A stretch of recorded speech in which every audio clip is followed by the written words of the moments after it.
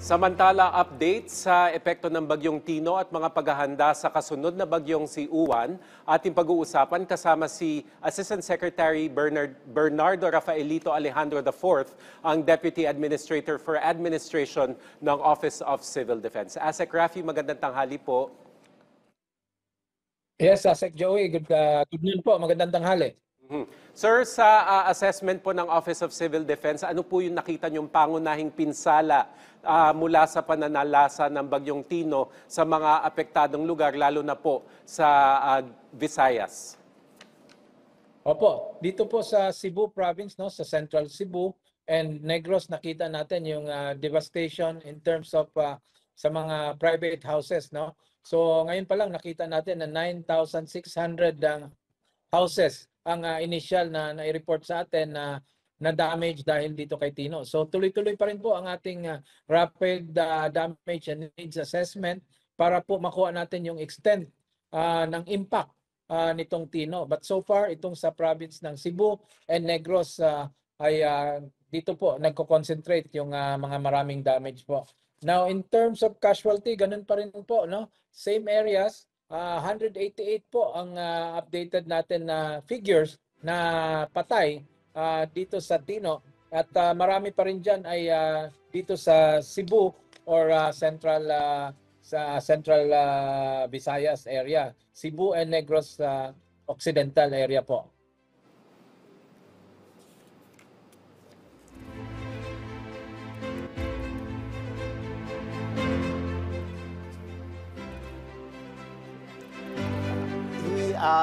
Asek, hingin na rin po tayo ng mga updates din dito naman sa mga bilang ng mga nawawala na mention nyo kanina, yung mga nasawi. Ano?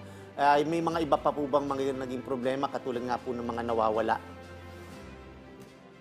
Meron pa tayong ginagawang mga clearing operations sa areas ng Cebu and Negros para po makalusot yung ating mga relief and mga disaster operatives, no? Kasi kailangan pa po maklear itong mga areas na may debris pa at may mga nakaharang pa sa daan kasi ito po ay nagdi-delay doon sa ating mga ongoing relief efforts sa area. So far, and isa pa dyan, dahil po nagki-clear tayo, meron pa rin tayong mga hinahanap na missing, 135 pa ito.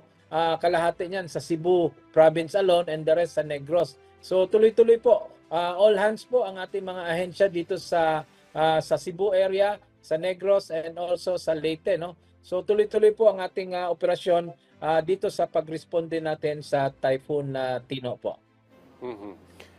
Asek Rafi, ano po yung mga lugar na nananatili pa rin walang kuryente o komunikasyon, o meron po ba kayong hindi pa mapasok o meron po bang isolated sa mga probinsya po sa Visayas?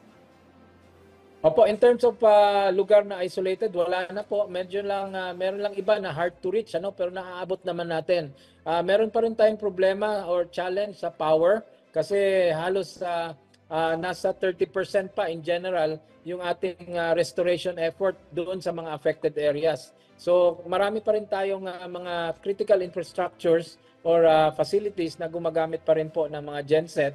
But nandyan na po ang ating DOE at tinutugunan na nila yung pagre-restore immediately nitong mga power supply natin. So usually 3 to 4 days po yan ang kanilang effort to restore power, pero doon po sa hardest hit area baka abutin po ng 1 linggo yan. But meron pa na pong nakakasang plano ang DOE at yun po, tuloy-tuloy po nating gawin yan together with our local power cooperatives para po ma-restore itong mga power dyan. In terms of communication po, intermittent lang in some areas but tuloy-tuloy po nakakakuha tayo ng mga informasyon. Ang ating mga LGUs po ay in direct contact sa probinsya hanggang sa region po at doon po natutugunan natin yung mga pangangailangan nila ng immediate. Sir, sa inyong datos naman, gaano po kalaki ang bilang ng mga individual o pamilya ang nananatili sa evacuation shelters at saang probinsya o rehiyon po ang may malaking bilang ng evacuees? Opo, meron po tayong ino-operate ngayon na 3,000 evacuation centers housing some 320,000 individuals. Marami pa rin dyan ay sa Cebu at saka sa Negros, no. Itong sa Region 8 ay unti-unti na po silang bumabalik, but meron pa ring nananatili sa mga evacuation centers natin, lalo na yung nasiraan ng mga bahay. But yun nga, as we speak po, meron tayong 3,000 evacuation centers na ino-operate ngayong araw. Sec. Rafi, sa laki po ng pinsala na idinulot ng Bagyong Tino, sapat po ba yung ating mga personnel, kagamitan, yung ating mga supply po para po magbigay ng mga tulong sa mga naapektuhang mga kababayan natin, lalo pa po may papasok na namang isang bagyo?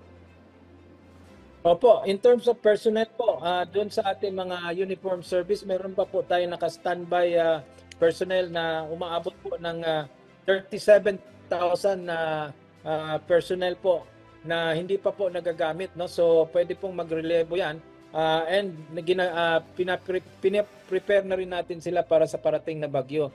In terms of relief items naman po, meron tayong on standby from DSWD worth 2.7 billion na stockpile, both family food packs at saka yung non-food items, no, na naka-ready. So kasama na rin dyan yung sa ibang agencies pa like OCD na meron din kaming mga sariling supplies na dinidistribute doon sa affected areas.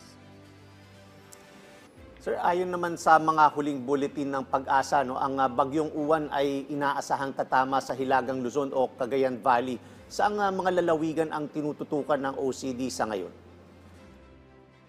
Opo, ang tinututukan natin ay itong Regions 1, CAR, 2, Calabarzon, and 5. But specifically itong coastal, itong mga probinsya ng Cagayan, Isabela, and Aurora na maaaring dito maglandfall, no? But basically, entire Luzon Island po ay pinaghahanda natin kasi napakalaki po nitong bagyong ito, napakalawak po ng kanyang rain band na tinitingnan natin na pwede ring maapektuhan ang Visayas, no?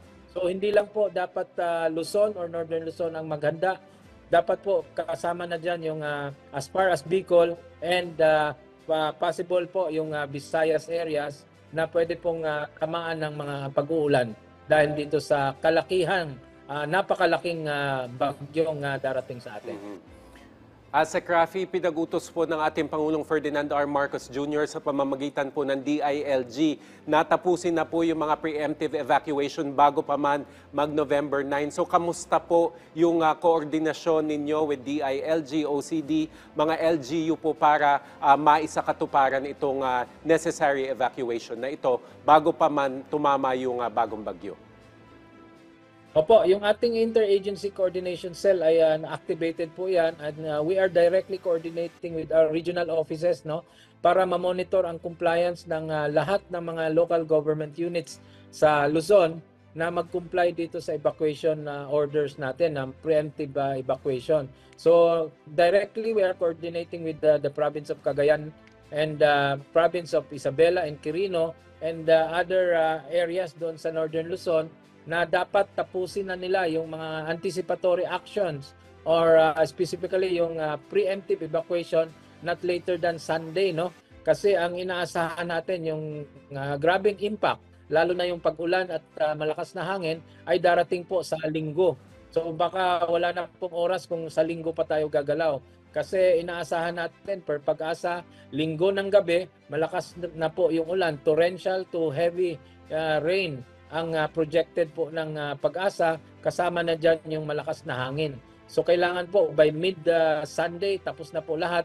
Kaya po we are monitoring and closely coordinating with our field units para po matulungan sila ma-implement ito kaagad ang ating mga preemptive evacuation or mandatory evacuation sa mga projected areas to be hit by this Typhoon Uwan po.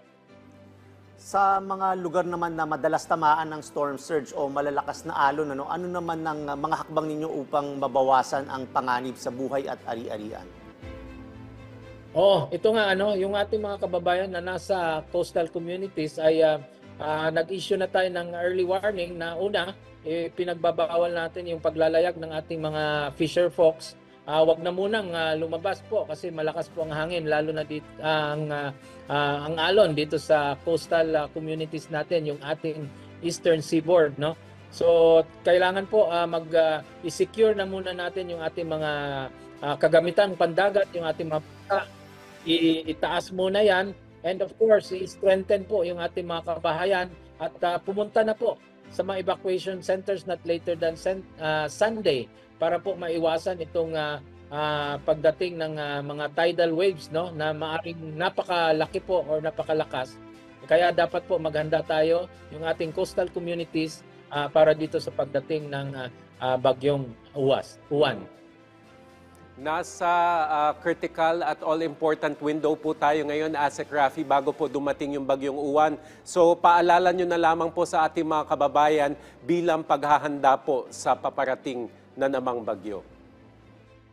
Opo, ito po ang reminders natin sa ating mga kababayan, no, na makinig po tayo, maging kalma lang muna, kalma lang tayo, no. Makinig tayo sa kumuha ng tamang impormasyon at sumunod sa ating mga otoridad. Sa mga kababayan naman natin, let's avoid doing unnecessary or non-essential travel, lalo na papunta sa norte or dito sa Luzon. I-avoid po natin ang sea travel, and dahil napaka-delikado po nitong bagyong parating. And then yung mga may plano namang mag-road travel, mag-ingat lang po. Kasi pag nandyan na po yung bagyo, expect po tayo ng road closures. And yun po, stay indoors, maghanda po tayo ng mga emergency kits, yung ating mga communication equipment, mga mobile devices, let's make sure na meron tayong mga sapat na battery, mga na-charge yan, no? And napaka-importante po, follow your local authorities, yung mga instruction nila kapag sinabi na pong kailangan na mag-evacuate, ay sumunod po tayo at pumunta sa ating nearest or designated evacuation centers.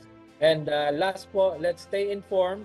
Let's get updates from Pag-asa and our authorized authorities or entities po. Maraming salamat po. Okay, maraming salamat po sa inyong oras, ASEC Bernardo Rafaelito Alejandro IV, Deputy Administrator for Administration ng Office of Civil Defense. Maraming salamat din po at magandang tanghali sa inyo.